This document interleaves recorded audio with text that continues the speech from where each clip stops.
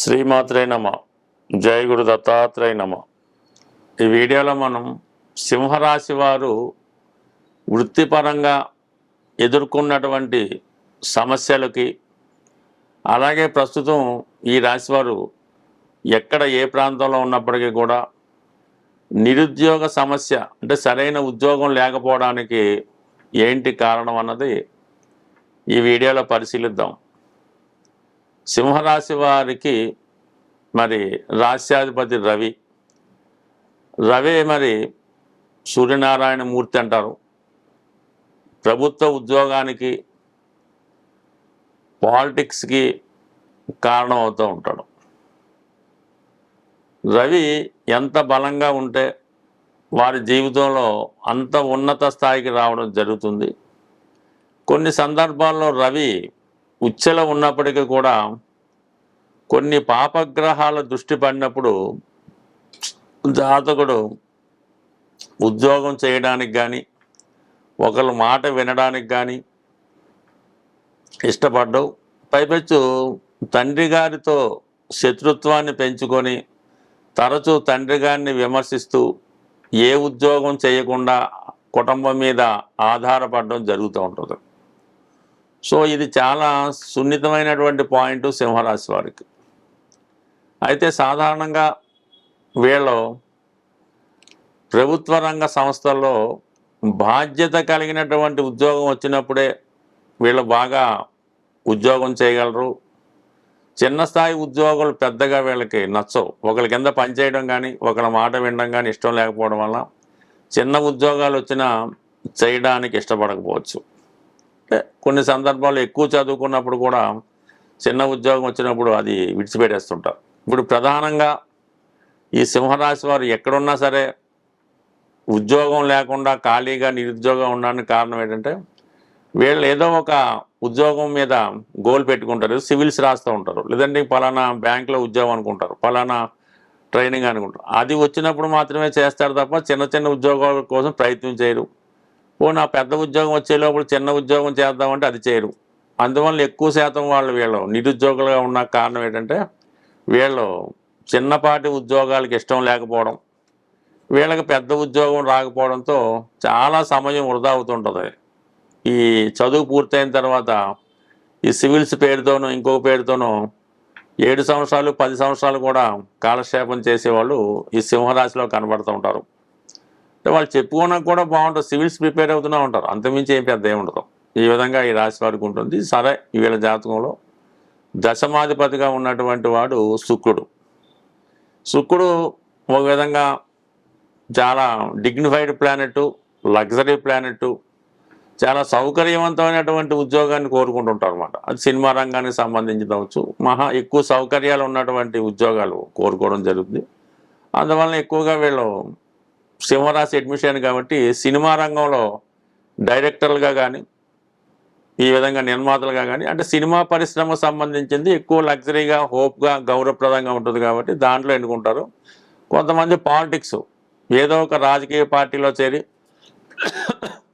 కొంతమంది పాలిటిక్స్ ఏదో ఒక రాజకీయ పార్టీలో చేరి దాన్ని ఇంప్రూవ్ చేసుకుంటూ దాన్నే పట్టుకొని ఒక 10 సంవత్సరాల తర్వాత, 15 సంవత్సరాల తర్వాత వాళ్ళు ఆశించిన విధంగా ఒక చీఫ్ మినిస్టర్, ఎమ్మెల్యేలు సాధించడం కూడా జరుగుతూ ఉంటుంది.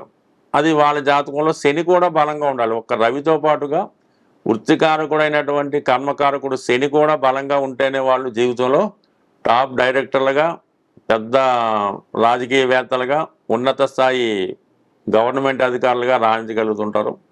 శని ఉచ్చులో ఉంటే వీళ్ళ జాతకంలో, అంటే తులారాశిలో ఉచ్చులో ఉంటే జీవితం ఏ స్థాయిలో మొదలెట్టినా సరే ఉన్నత స్థాయిగా వీళ్ళు వెళ్ళడం జరుగుతూ ఉంటుంది. అలాగే ఈ కొన్ని సందర్భాల్లో ఈ శని భగవానుడు చంద్రగ్రహంతో కలిసి ఉన్న, అది విదేశం వెళ్ళిపోవడం, దూర ప్రాంతంలో సెటిల్ అవ్వడం జరుగుతుంటుంది.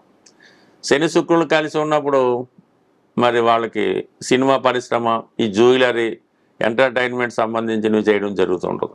శని కుజుడితో ఉన్నప్పుడు ఒక విధంగా వీళ్ళు టెక్నికల్ రంగంలో రాణించగలుగుతుంటారు. ఇది బిల్డర్స్గా, రియల్ ఎస్టేట్ రంగంలో రాణించడానికి అవకాశం అది ఉంటుంది. సో అలాగే సూర్యభగవానుడు మరి వీక్ అయిన స్థితిలో, అంటే మూడో స్థానమైనటువంటి తులారాశిలో నీచపడి ఉన్నప్పుడు వీళ్ళు తరచుగా ఎంత కష్టపడి గవర్నమెంట్ ఉద్యోగాన్ని ప్రయత్నం చేసినా ఫెయిల్యూర్స్ ఎదురవుతూ ఉంటాయి. అలాగని వీళ్ళు చిన్న ఉద్యోగానికి ప్రయత్నం చేయలేప్పుడు పెద్ద ఉద్యోగం కోసం రావడం వల్ల వీళ్ళ జీవితంలో ఎక్కువ శాతం నిరుద్యోగులుగా ఉండడానికి కూడా కారణమవుతుంది. బట్ అలాగే శని భగవానుడు కూడా కొన్ని సందర్భాల్లో నీచ స్థితిలో ఉన్నప్పుడు వీళ్ళు కూడా కొద్దిగా ఈ ఉద్యోగపరంగా ఇబ్బందులు ఎదుర్కోవడం జరుగుతుంటుంది. ఏదైనా రాష్ట్రాధిపతిగా ఉన్నటువంటి రవి కానీ, దశమాధిపతిగా ఉన్నటువంటి శుక్రుడు కానీ, అలాగే శని భగవానుడు కానీ అష్టమాధిపతితో కానీ తృతీయాధిపతితో కానీ సంబంధం ఉన్నప్పుడు ఎక్కువగా ఉద్యోగాలు కోల్పోవడం కానీ, తరచూ ఉద్యోగాలు మారడం కానీ, ఎక్కువ శాతం నిరుద్యోగంగా ఉండడం కానీ జరిగే అవకాశం కామన్గా ఉంటుంది. ఇదే రాశులతో ఇదే గ్రహాలతో వ్యయాధిపతి కనెక్షన్ ఉంటే విదేశంలో సెటిల్ అవ్వడం కూడా జరుగుతూ ఉంటుంది. బట్ ఏదైనా ఈ సింహరాశి వారు ఉద్యోగ విషయంలో రాజీ పడవలసి వస్తుంది అన్నమాట.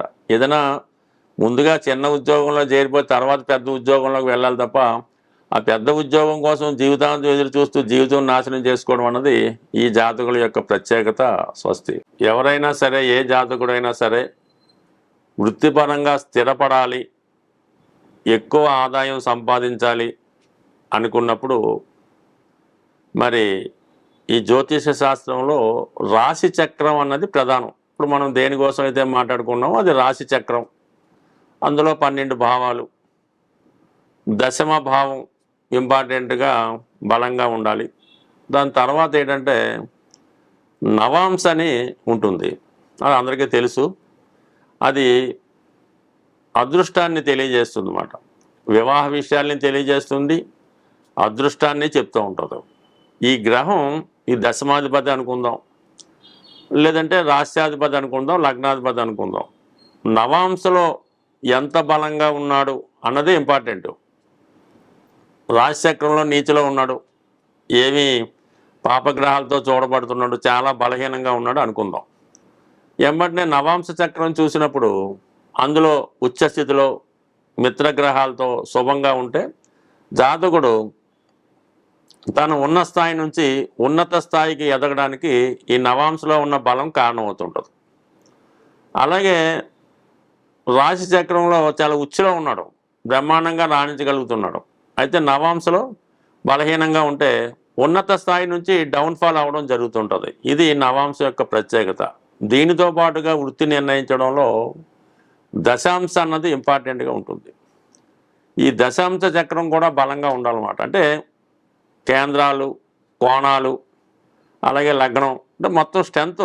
రాశి చక్రం చూడగానే దుస్థానాలు ఖాళీగా ఉండడం, కోణాల్లో గ్రహాలు, కేంద్రాల్లో గ్రహాలు, రాశిలో శుభగ్రహం, ఇవన్నీ ఉన్నప్పుడు దాంతోపాటుగా ఒరిజినల్ రాశిచక్ర రాశ్యాధిపతి దశమాధిపతి కూడా ఎంత బలంగా ఉంటే అంత బలంగా జాతకుడు రాణించడం జరుగుతూ ఉంటుంది.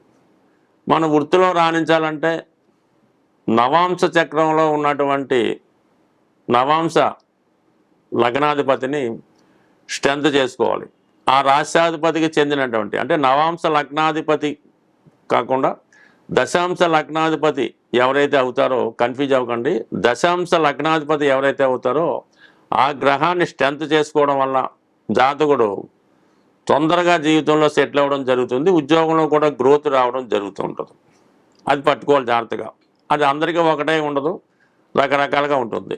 దాని తర్వాత ప్రధానంగా పరాశర మహర్షితో పాటు జమిని మహర్షి కూడా మనకి జ్యోతిష్ శాస్త్రాన్ని ప్యారలల్గా ఇవ్వడం జరిగింది. అందులో అక్కడ ఈ రాశి చక్రంలో ఉన్నటువంటి గ్రహాల స్థితిని బట్టి ఆత్మకారకుడు, అమాత్యకారకుడు ఇలాగా నిర్ణయించడం జరిగింది.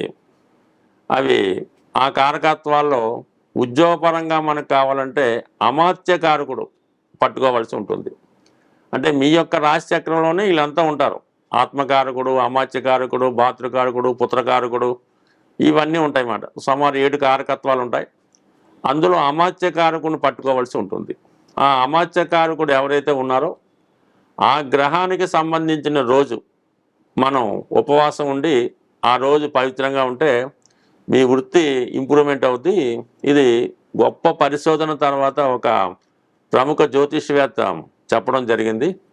మరి అదే మీకు అమాత్యకారకుడు శని భగవానుడైతే శనివారం నియమంగా ఉండాలి, శుక్రుడైతే శుక్రవారం, రవి అయితే ఆదివారం, ఇది అందరికీ తెలుసు, కుజుడైతే మంగళవారం. ఆ వారం పవిత్రంగా ఉండడం వల్ల ఎటువంటి విష పదార్థాలు కానీ, మత్తు పదార్థాలు కానీ, మద్య మాంసాలు కానీ, స్త్రీ సంగమం కానీ అన్నీ విసర్జించి ఆ రోజు పవిత్రంగా ఉంటే వృత్తిపరంగా మీరు జీవితంలో స్థిరపడడానికి అవకాశం ఉంటుంది. అయితే అందుకనే ప్రతి ఒక్కరు కూడా పూర్వకాలం నుంచి కూడా శనివారం నియమంగా ఉండాలని పెట్టారు. ఎందుకంటే సహజ వృత్తికారకుడు శని భగవానుడు, సహజ రాశి చక్రంలో దశమాధిపతి శని భగవానుడు కాబట్టి శనివారం అన్నది అందరూ కంపల్సరీగా నియమంగా ఉండాలనే నియమం పెట్టడం జరిగింది. అప్పుడు ఆ కాలంలో ఆ స్థాయిని బట్టి జాతకుని యొక్క అభివృద్ధి చెందడం జరిగింది. అలాగే ఎవరికైనా ఉద్యోగాన్ని ఇచ్చినా అంటే ప్రభుత్వ కారకుడు యజమాని కారకుడు రవి కాబట్టి ఆదివారం రోజు కూడా కంప్లీట్గా నియమంగా ఉండి ఆ రోజు కూడా ఈ మత్తు పదార్థాలకి మగువకి వాటికి దూరంగా ఉంటే కంప్లీట్గా వాడి జీవితంలో చాలా ఉన్నత స్థాయికి వెళ్ళడం జరుగుతుంది.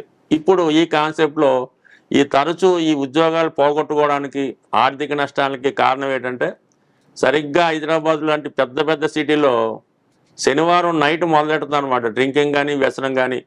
ఆదివారం అంతా కంటిన్యూ చేసి సోమవారం మార్నింగ్ దాకా పూర్తిగా శని ఆదివారాలు భ్రష్టు పట్టడంతో వాళ్ళకి సడన్గా ఉద్యోగాలు పోవడం, ఇల్లీగల్ కాంట్రాక్ట్స్, ఎంత పెద్ద స్థాయిలో ఉన్న ఇబ్బందులు పడడానికి ప్రధానంగా ఈ శని ఆదివారాలు పవిత్రంగా ఉండకపోవడానికే ఈ ప్రధాన కారణంగా ఈ వృత్తి పోగొట్టుకోవడానికి కారణం అవుతుంది. దీన్ని అందరూ అబ్జర్వ్ చేసుకొని జాగ్రత్తగా ఆ శని ఆదివారాలు మీరు నియమంగా పాటించగలిగితే చాలా ఉన్నత స్థాయికి ఎదుగుతారు. ఉద్యోగం పోవటం కానీ ఇటువంటి ఇబ్బందులు లేకుండా అసలు వైవాహిక జీవిత బంధం కూడా ఈ 2 వారాలు చేసుకుంటే చాలా చక్కగా సాగే అవకాశం ఉంటుంది. స్వస్తి.